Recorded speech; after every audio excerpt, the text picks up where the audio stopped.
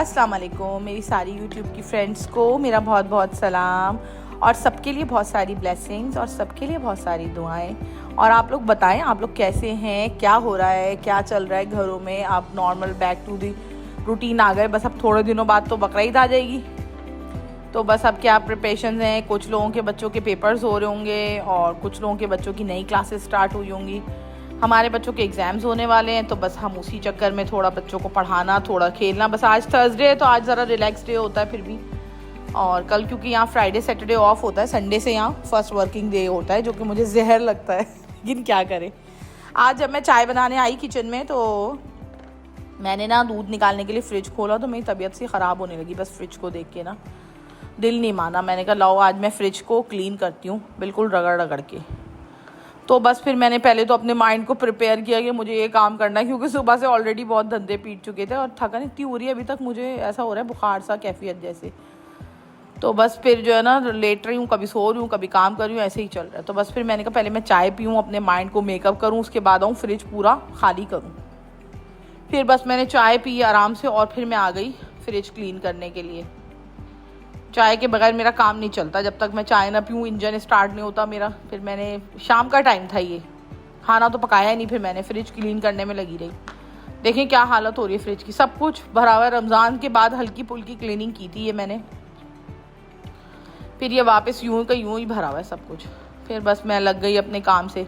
भैया जी भी आए हुए थे, मैंने कहा लो लगे हाँ, तो भैया जी फ्रिज की सारी ये धो देंगे, डब्बे वब्बे हर चीज़, और काम भी हो जाएगा मेरा और मैं फ्रिज भी क्लीन कर लूँगी। बस फिर शुरू हो गई, मैं अपने काम पे लग गई। सामान सब निकाला, क्लीनिंग करी, फ्रिज की सफाई सुथराई, बिल्कुल हर चीज़ निकाल के धो के मैंने रखी। देखें ईद के डब्बे रखे हुए हैं, इतनी सी चीज़ें हैं इसके अंदर। और बस बहुत सारी लेडीज़ मैंने देखी हैं जो अपने हस्बैंड की ना नफ्सियात को समझ नहीं पा रही होती हैं। इतने साल हो गए होते हैं साथ में रहते रहते, लेकिन वो समझ नहीं पा रही होती अपने हस्बैंड की नफ्सियात को, यानी कि उनकी साइकी नहीं समझ पा रही होती, जो कि मुझे लगता है बड़ी अजीब बात है। आपको अपने हस्बैंड की साइकी ज़रूर समझनी चाहिए कि वो क्या चाह रहे हैं, किस वक्त क्या सोच रहे हैं, आपको ये बात पता होनी चाहिए। जब आपने इतने साल गुजार लिए ना, मैं ये उन लोगों के मुतालिक बात कर रही हूँ जिनकी शादी को अबव 10 ईयर्स हो चुके हैं, लेकिन वो भी कुछ लड़कियां ऐसी हैं जो कि समझ नहीं पा रही होती कि मियाँ क्या चाह रहे हैं, और समटाइम्स वो गलत कर बैठती हैं। तो आपको ना नफ्सियात पता होनी चाहिए, और अगर आपको नफ्सियात पता होगी ना अपने मियाँ की, तो आपकी लाइफ बहुत अच्छी गुजरेगी। अगर आपको नफ्सियात पता नहीं होगी अपने मियाँ की, तो फिर आपकी लाइफ बहुत मुश्किल हो जाएगी गुजारना, क्योंकि वो किस वक्त क्या चाह रहा होगा और क्या सोच रहा होगा आपको समझ ही नहीं लगेगा, तो फिर आप कैसे कर पाएंगी। और इसी तरह मर्दों के लिए भी, बहुत सारे मर्द भी ऐसे होते हैं जो समझ नहीं पा रहे होते कि बीवी को एंजाइटी डिप्रेशन है, तो क्यों है बीवी परेशान, कहीं बाहर लेके जाना है, कहीं घुमाना है, कहीं कुछ करना है, समझ नहीं पा रहे होते ना। बहुत समटाइम्स ऐसा होता है, मियाँ भी नहीं समझ पा रहे होते, जो कि गलत बात है। समझना चाहिए बीवी क्या चाह रही है, और बीवी को चाहिए मियाँ को समझे कि मियाँ क्या चाह रहा है किस वक्त, तो लाइफ बड़ी आसान हो जाती है।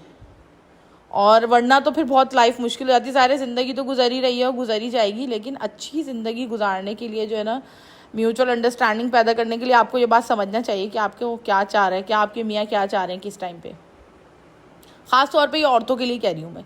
अगर औरतों को नफ्सियात पता चल जाएगी ना अपने हस्बैंड्स की, तो बहुत अच्छी ज़िंदगी हो। जैसे मेरे हस्बैंड है ना, तो उनमें ये है कि वैसे बहुत अच्छे बंदे हैं माशाल्लाह से, लेकिन उनको ये है कि मैं अगर अपनी मर्ज़ी से कोई बात कह दूँगी ना किसी से, तो वो फ़ौरन हो जाते हैं, ऑफेंड हो जाते हैं, कहते हैं तुमने मुझसे क्यों नहीं पूछा। और अगर जैसे कोई बात होगी ना, तो मैं बोलूँगी नहीं भाई, मैंने तो फ़लाना जगह प्रोग्राम बना था, मैंने तो कह दिया, मैं अपने मियाँ से पूछे बगैर नहीं कह सकती। तो एकदम से ना हो जाते, नहीं तुम कह देती, कोई ऐसी बात थोड़ी है। तो ये नफ्सियात है उनकी ना, कि अगर मैं खुद से कोई बात कह दूंगी ना, तो वो एकदम से बोलेंगे कुछ नहीं, लेकिन बस एक अंदाज़ा हो जाएगा कि खुश नहीं हुए ज़्यादा इस बात से ना। और अगर मैं नहीं कहूँगी, मैं बोलूँगी नहीं मैं तो आपसे पूछे बगैर, मैं तो भाई कह दिया, मैं अपने मियाँ से पूछे बगैर नहीं बोलूँगी, तो फ़ौरन से खुश हो जाते हैं, कहते हैं हाँ नहीं कोई ऐसी बात थोड़ी, तुम कह देती। तो ये उनकी साइकी है। तो ये इसी तरह से जो है ना, मैं कहूँगी सारी जो अबव 10 ईयर्स है ना जिनकी शादी को, सारी उन लड़कियों के लिए मैं ये बात कहूँगी, ज़्यादा लड़कियाँ ही हैं वो भी, अगर सही राइट टाइम शादियाँ हो गई, नहीं देर से भी हुई हैं, तो यार मेरे लिए तो लड़कियाँ ही हैं 10 साल के बाद भी। तो वो जो है ना इस बात को ज़रूर कंसीडर करें कि मियाँ किस वक्त क्या चाह रहे हैं, तो ज़िंदगी इतनी मज़े की हो जाएगी ना आपकी कि आपको सोच के हंसी भी आया करेगी बाद में। देखा मेरी बेटी ने पूरा बाहर से फ्रिज क्लीन किया, मेरी मदद की, बहुत अच्छे बच्चे हैं मेरे माशाल्लाह से, मैं ये सब सिखाती हूँ बच्चों को। और उसके बाद देखा आपने मेरा फ्रिज कैसा चमकदार हो गया। और ये देखने में आपको इतनी कम छोटी वीडियो लग रही है, लेकिन इसमें मेरी हालत बुरी हो गई थी। सारे मैंने शीशे निकाल के साफ़ करे, अंदर से साबुन लगा लगा के धोए, ये दराज़ें निकालिए धोई, फिर वापस रखा, ये साइडों में अंडों वाले खाने, ये सब कुछ साफ़ सुथरे करे मैंने, सब काम करे। कपड़े सारे धो धो के डाले, जितने भी डस्टर थे वो थे, रुमाल जितने भी, वो सब धो धा के सब डाले मैंने। तो मैं थक गई बस। फिर मैंने अपने बेटे से कहा जाओ बाहर से, ये हमारी तरफ ये एक दुकान है, इसमें पाकिस्तानी पराठे रोटियां मिल जाती हैं। तो मैंने कहा पाकिस्तानी पराठे रोटियां लेके आओ, मेरी हिम्मत नहीं हो रही, मिशकाक लेके आओ और पराठे रोटियां। तो मैंने कहा मैं आप लोगों को विज़िट कराऊँ ओमान में, देखें ये इस तरह की दुकानें होती हैं, कितनी क्लीन और हाइजेनिक दुकान है।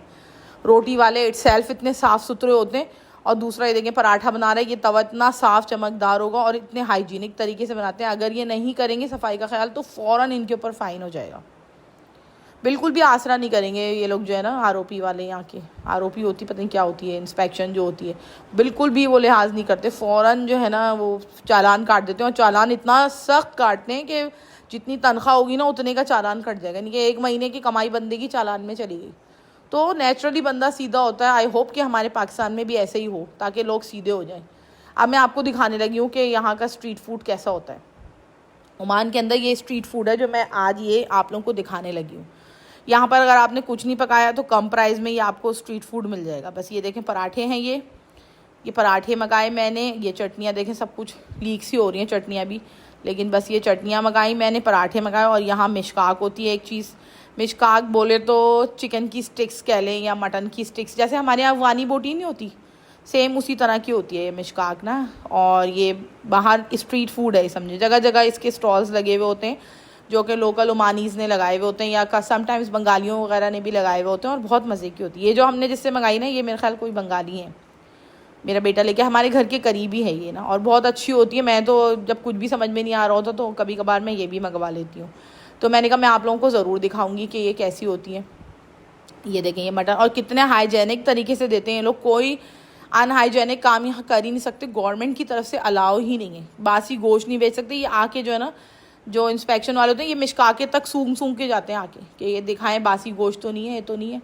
ये मटन की होती हैं और इसमें बीच में एक एक चर्बी लगी हुई होती है। ये मंगवाई मैंने, और छोटे बच्चों के लिए, जैसे मेरे बाकी बच्चे चिकन की खाते हैं तो उनके लिए चिकन की मंगवाई मैंने। तो आई होप कोई ओमान में हो तो वो ज़रूर ये ट्राई कर पाए, देख पाए कैसी बनती हैं, कैसी होती हैं। और ये वाकई शुरू में मैं आई थी तो मुझे बड़ी अजीब लगी थी, लेकिन जब मैंने खाना शुरू की तो मुझे बहुत अच्छी लगी, और अब मुझे आदत पड़ गई है, मेरे बच्चों को भी आदत पड़ गई है इसकी ना।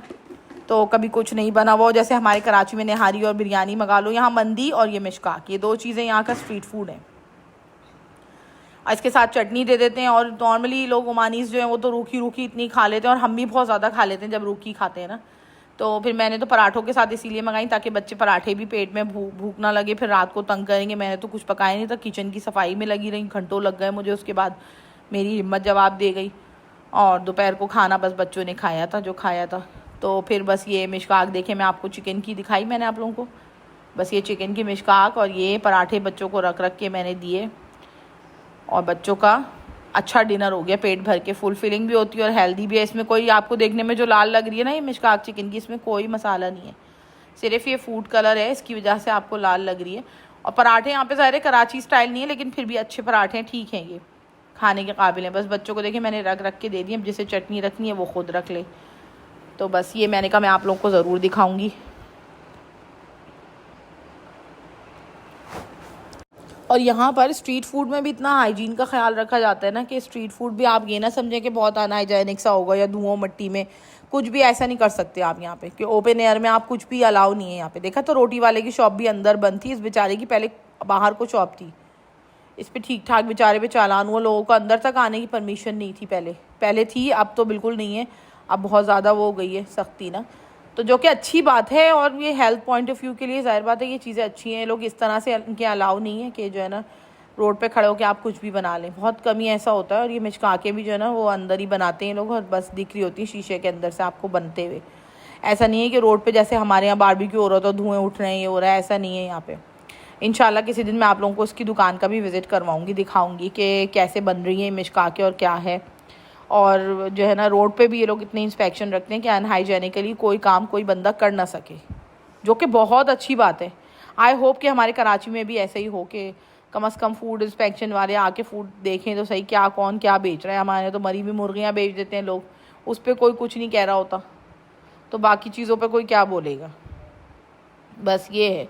अगर आप लोग को मेरी वीडियोस अच्छी लग रही हैं तो प्लीज़ मेरे चैनल को सब्सक्राइब करिएगा और मेरी वीडियोस को लाइक ज़रूर करें, क्योंकि मैं तो ख़ुद अभी नई यूट्यूबर हूँ, मुझे बहुत सारी चीज़ें में समझने में टाइम लग रहा है।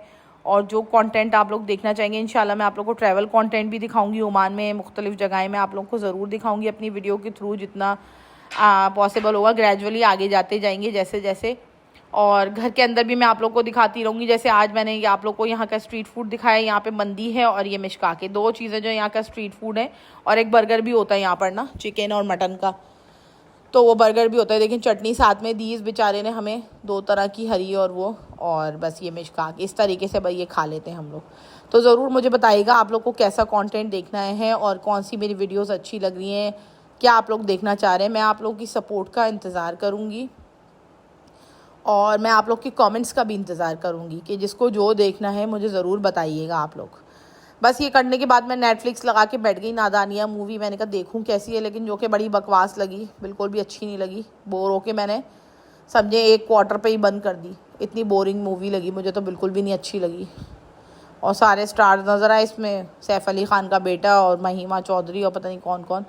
तो मैंने कहा लो मैं देख लूँ, लेकिन बिल्कुल भी नहीं अच्छी लगी, बोरिंग लगी। तो फिर मैंने बस बंद करके मैं अपना बैठ गई। मैंने कहा दफ़ा करो, मैं नहीं देख रही। ओके, अल्लाह हाफिज़।